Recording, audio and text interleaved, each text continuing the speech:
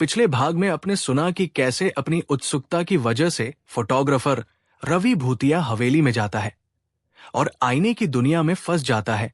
अब उससे आगे उत्तराखंड की उसी घाटी में एक युवा पत्रकार रवि की मंगेतर सानवी रवि की तलाश में पहुंची। वो पेशे से पत्रकार थी और अजीब और रहस्यमयी मामलों की रिपोर्टिंग करती थी। जब उसे रायगढ़ हवेली की कहानी और रवि की गुमशुदगी के बारे में पता चला तो वो तुरंत वहां पहुंची। गांव के लोग अब भी हवेली का नाम सुनते ही कांप जाते थे, लेकिन एक बूढ़ा आदमी शंभू काका, जो उस जगह के बारे में बहुत कुछ जानता था, सानवी से एक रहस्य साझा करता है। रवि अब भी जिंदा है, लेकिन इस दुनिया में नहीं। सानवी चौंक जाती है। क्या मतलब? वो पूछती है। शंभू काका धीरे धीरे बताते हैं कि हवेली में सिर्फ वो आईना नहीं, बल्कि एक दूसरा दरवाजा भी है, एक तहखाने में छिपा हुआ। आईने वाला दरवाजा तो सबने देखा, पर नीचे तहखाने का दरवाजा कोई नहीं जानता। सानवी ने रवि की तलाश में वहां जाने का मन बना लिया और रात के समय सानवी कैमरा, टॉर्च और रिकॉर्डर लेकर हवेली पहुंचती है। हवेली अब भी वैसी ही है, सड़ी हुई दीवारें, मकड़ी के जाले और एक डरावनी चुप्पी। लेकिन इस बार सानवी को फर्श पर खरोंच के निशान दिखते हैं, जैसे किसी को घसीटकर नीचे ले जाया गया हो।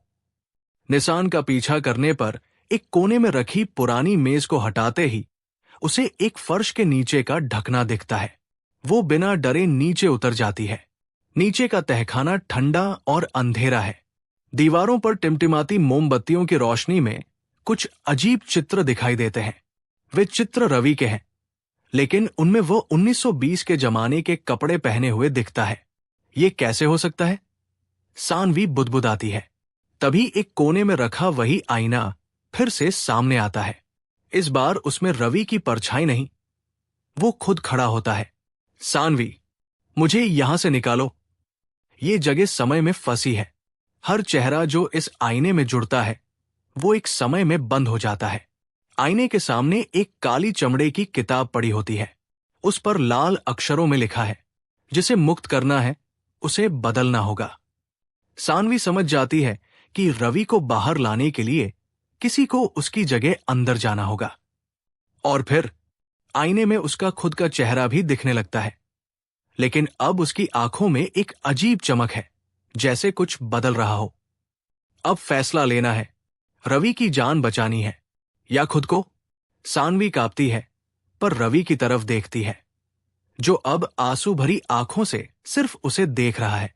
अगली सुबह गांव वालों को हवेली के बाहर एक कैमरा पड़ा मिलता है। उसमें कई तस्वीरें हैं, लेकिन अब उनमें सानवी नहीं है, सिर्फ रवि है, हवेली से बाहर निकलता हुआ, जीवित और मुस्कुराता हुआ। लेकिन हवेली के अंदर आईने में अब कोई और दिखता है।